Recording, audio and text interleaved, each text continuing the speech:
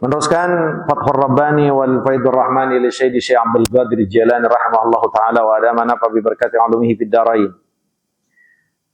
Terakhir, wala tatajabbar fa innahu yaksimuka la tatajabbar 'ala Allah azza wa jalla wa an khalqihi bisabbabika wa quwwatika wa malika fa innahu yabtisu bika wa ya'khuzuka akhza man akhazahu fa inna akhzahu alimun syadid.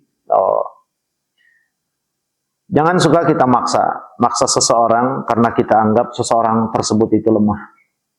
Jangan kau paksa seseorang, jangan kau angku kepada seseorang, jangan kau merasa besar, ya apalagi melakukan sebuah kezaliman terhadap seseorang yang kamu anggap dia bukan level saya, dia lemah, dia orang miskin. Jangan sekali-kali, Pak.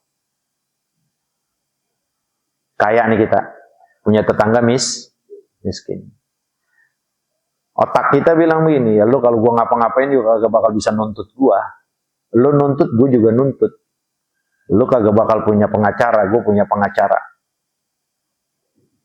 Ini ciri orang yang Tuhannya dunia, Tuhannya pangkat, Tuhannya duit.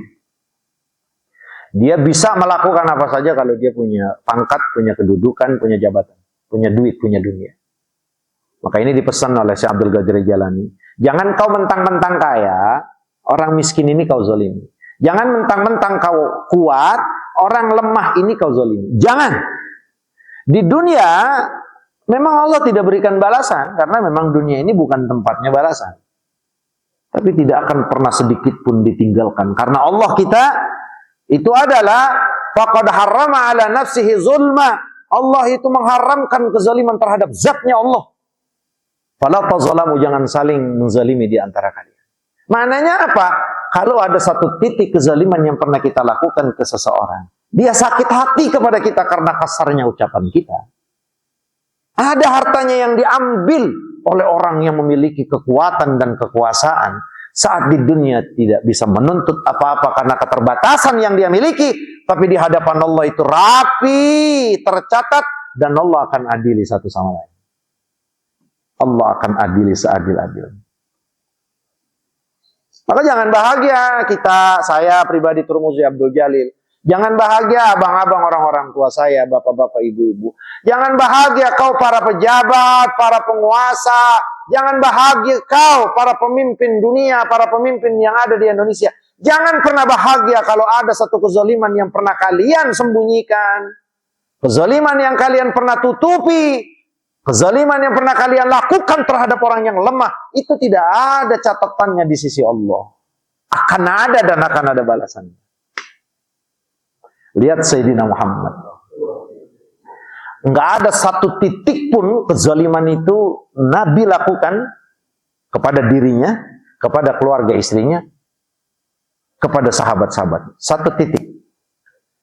Mustahil Nabi melakukan kezaliman. Tapi apa yang dilakukan Sayyidina Muhammad? Saat dekat-dekat mau meninggal, Rasulullah Sallallahu Alaihi Wasallam panggil seluruh sahabat. Sepertinya, ya sudah tidak lama lagi aku akan meninggalkan kalian, singkat cerita. Kalau ada pernah kezaliman yang aku lakukan kepada kalian, kalau ada hak yang pernah aku ambil dari kalian, maka saat ini aku memberikan peluang sebesar-besarnya untuk menindak dan mengambil hak yang kalian pernah aku ambil, kezaliman yang pernah aku lakukan kepada kalian. Seluruh sahabat diam, Pak. Memang nggak ada kezaliman yang Rasulullah lakukan. Nggak ada. Siapapun di antara umatnya meyakini, menyangka bahwa Rasulullah ada kezaliman yang dilakukan, faqad irtadda anil Islam. Kafir, Pak. Nggak ada. Artinya apa cerita ini, Pak? Inilah kesadaran. Inilah sebuah tasrih, sebuah ajaran yang Rasulullah ajarkan. Sekelas Sayyidina Muhammad, yang dosanya udah diampunin, baik yang telah datang maupun yang akan lalu, yang derajatnya udah begitu mulia, memang nggak ada kesalahan. Ke Allah, ke makhluk, nggak ada bersih. Suci, mutahharun. Tapi tetap mengajarkan kepada kita kesadaran Nabi sebagai manusia. Mungkin dia sebagai manusia yang mungkin ada lupa, ada khilaf, dia minta. Ini mah kagak kadang-kadang kita. Merasanya bener aja. Dia yang salah sama gua. Gua mau udah bener banget. Lah. Karena mungkin kita udah sering ke masjid gitu ngerasa gua udah bener banget, yang kagak bener mau yang main gaplek. Lah belum tentu. Lah sekarang kalau dibalik gimana? Yang rajin ke masjid dia main gaplek, yang main gaplek rajin ke masjid, bagaimana? Ayo, hoi. Jangan suka nyela-nyela orang, panggil aja, misi bang, iya. Haji Ahmad katanya lewat, iya. Nggak apa-apa, sih mah kagak ngina. Kan dia malu. Haji Ahmad lewat sini mulu ya katanya. Lihat, itu kesadaran yang Rasulullah ajarkan kepada kita. Tapi saat itu dalam riwayat ada seorang yang berdiri, aku ya Rasulullah. Cambuk kau, pecut kau pernah sampai ke badan aku. Sahabat. Kata sahabat-sahabat kibar sahabat, baik Sayyidina Abu Bakar, Sayyidina Umar, Sayyidina Ali. Ya, gue potong nih orang. Berani-berani nindak naat. Sayyidina Umar, Sayyidina Abu Bakar, Sayyidina Ali, semuanya maju. Enggak. Aku urusannya sama Rasulullah. Enggak ada urusannya dengan kalian. Rasulullah sebagai manusia, yap. Saat pucuk pecut itu mengenai badan aku dan aku dalam keadaan telanjang, tidak menggunakan baju. Maka aku harapkan ya Rasulullah agar kamu juga bisa membuka. Dibuka dada mulia Sayyidina Muhammad. Dikasih pecut, ayo balas. Biar apa maksudnya? Biar Nabi itu terbebas di hadapan Allah. Jangan pikir Rasulullah itu hanya diberikan mandat, diberikan kepercayaan, peluang, diberikan rahmat yang luar biasa yang Allah tidak berikan kepada yang lain kecuali kepada Sayyidina Muhammad untuk minta dan berdoa, bukan nego. Bahasa nego itu bahasa seripal.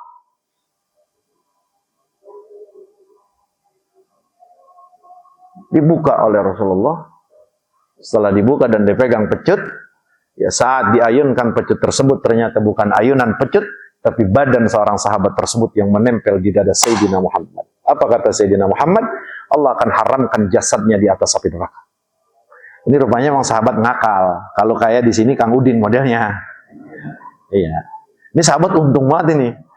Ya kalau kayak komentar-komentar sahabat, yang nggak ada komentar dalam riwayat, kita yakinnya di hati mereka, ini mah akal lu aja, pasti begitu kan? Ya cuman akal, kalau akal yang begini namanya akal cerdas. Yang nggak akan pernah tersentuh oleh api neraka, yang badannya, keringatnya nyampur dengan keringat Sayyidina Muhammad, badan Sayyidina Muhammad. Nah cuman yang jadi pelajaran untuk kita, sampai seperti ini Rasulullah mengajarkan kepada kita. Itu kelas Rasul yang kagak ada kesalahan. Apalagi bagaimana dibanding kita? Rasulullah aja sadarnya seperti itu, seharusnya kita lebih sadar. Kita mah nggak jangankan sama orang lain, sama bini salam dulu di rumah. Berapa kali kita bohong, berapa kali kita zolim, berapa kali kita culas sama bini kita. Ditanya, bang, lu SMS-an siapa sih? Lu mau tahu aja? Kagak bang, gue mau nanya doang. Kagak, ini gue Kang Udin yang WhatsApp. Padahal kan bohong. Bener nggak? Kita mah jangankan sama orang lain, ama bini banyak dosa, ama anak banyak dosa, ama emak bapak kita banyak dosa. Lo kalau saya mau nggak banyak dosa, ya. Di sini masih ada yang punya orang tua. Kang Udin, jangan sayangan bini Kang sama orang tua. Bini ya bini, kewajiban kita. Mau apa neng? Beliin. Lah emak jangan pakai lu tanya 2 kali, 3 kali, 4 kali. Emak mau apa? Mau umroh. Berangkatin umroh, nggak punya duit, jual tuh warung. Ustadz nanti pulang umroh nggak ada warung, biarin jadi gembel. Berani nggak begitu kan? Nyengir. Beneran. Kita nih sama orang tua banyak dosa. Kenapa? Ya iya, habis kawin sama bini, sayangan bini daripada sama orang tua. Gimana nggak dosa? Bener nggak? Bini diengkot-engkot kemana aja. Wasi masalah. Kagak orang sama bininya. Yang salah sama bini tetangga. Bener nggak? Kagak salah. Cuman emaknya itu, habis emaknya udah kayak lele berangking. Lah maksudnya apa? Lah udah, didiemin aja, udah tua. Paling asal ke rumahnya, ini saya beliin jeruk. Ya elah, jeruk Medan. Yang 25.000. Gue pengen yang makan kayak ono anak lu makan, ya itu mah nyak kagak pas makan begitu, itu mah makanan bocah lagi, nyama nggak usah. Nih nyama jeruk aja udah jeruk, udah begitu jeruknya asem lagi. Cuman mama kan kagak ngomong. Emang emak ngomong? Lah kagak, orang tua mah anak begitu kali. Gue kagak redo, enggak, malah orang tua mah gue doain anak gue biar berkah. Bener tuh berkah, tapi berkahnya bukan untuk dekatkan diri kepada Allah, tapi makin jauh. Emaknya dibiarin, babanya dibiarin, bininya diurusin. Punya duit bukan emak, bapaknya diumrohin, bini diumrohin. Ayo sayang berangkat. Lah mama kamu, udah gak usah mikirin mama, yang penting kau kasih aku, cinta aku. Ya, yang begitu nanti ditanya, man robuka, siapa Tuhan kau? Istriku. Nah, kelar udah Pak. Nauzubillahimin. Bener gak kita sering dosa sama orang tua? Nah berarti kalau kita udah sadar kalau kita banyak dosa, dari sekarang siapin minta ampun sama Allah. Terus mana salah saya ini sama orang tua, sama anak, sama bini, sama orang. Biar sadar. Ini ajaran yang Rasulullah berikan kepada kita. Kalau masih di dunia ringan, tapi kalau udah di akhirat, lan yuakhirallahu, Allah nggak akan kembali lagi. Ayo masih punya orang tua, kalau kita salahnya maafin saya, maafin saya, maafin saya. Kagak keburu Ustaz, keburu meninggal. Bacain doa tiap hari. Kirimin Fatihah tiap hari. Kasih sedekah niatnya, pahalanya buatnya saya, buat bapak saya. Orang zaman sekarang mah terbalik Pak. Bini yang bukan apa-apa yang kagak ngelahirin kita. Kadang-kadang kemana aja kita boncengin. Jam 3 kita jemput. Orang tua kita sakit, kagak kita longok. Apa itu anak bener kalau bukan pejajaran tuh anak? Pikirin Kang. Lu juga tong sama. Entong mana entong? Lu entong. Awas aja gue denger laporan lu. Gue pulangin ke Cianjur lu. Entong mah ada saya, biarin. Nah mudah-mudahan Allah maafin kita, ampunin kita. Dan yang terakhir, perjuangan kita untuk Gaza belum berakhir. Walaupun udah sebagian bantuan masuk dari seluruh negara, khususnya juga dari Indonesia, khususnya juga dari bantuan kita. Tapi perjuangan ini belum usai, karena mereka masih butuh banyak sekali bantuan kita, ya untuk menstabilkan ekonomi mereka, rumah-rumah mereka, sekolah mereka. Ya Allah, kalau bukan kita siapa lagi? Maka galangan dana untuk Gaza masih terus kita buka sampai kondisi keadaan mereka mulai baik, baru kita stop. Ya, baru kita stop, nanti kita bisa alihkan ke yang lain.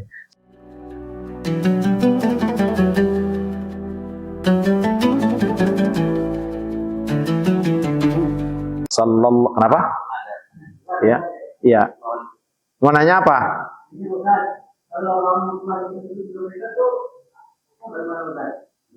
Minta ampun sama Allah. Abang, antum namanya siapa Bang? Hah? Imam Hambali begini. Walau saya Imam Ahmad bin Hanbal, ngeri juga.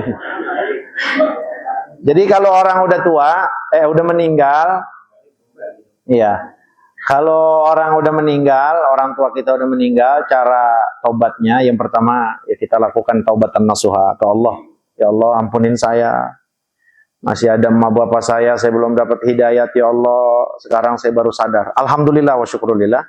Nah, maka bagaimana caranya? Setelah taubatan nasuha kepada Allah, maka terus lakukan kebaikan-kebaikan. Salah satunya doa, istighfar untuk kedua orang tua kita. Nah, kalau ada uang, sedekah yang pahalanya buat orang tua, ya. Dan kalau mau baca Al-Quran, silakan baca Al-Quran, jadikan pahalanya buat orang tua. Contohnya, ya Allah jadikan Fatihah ini, Kulhu ini, Yasin ini buat orang tua. Nah, inilah cara anak ya untuk mengabdi kepada kedua orang tuanya yang sudah meninggal. Tapi awali dulu dengan taubatan nasuha.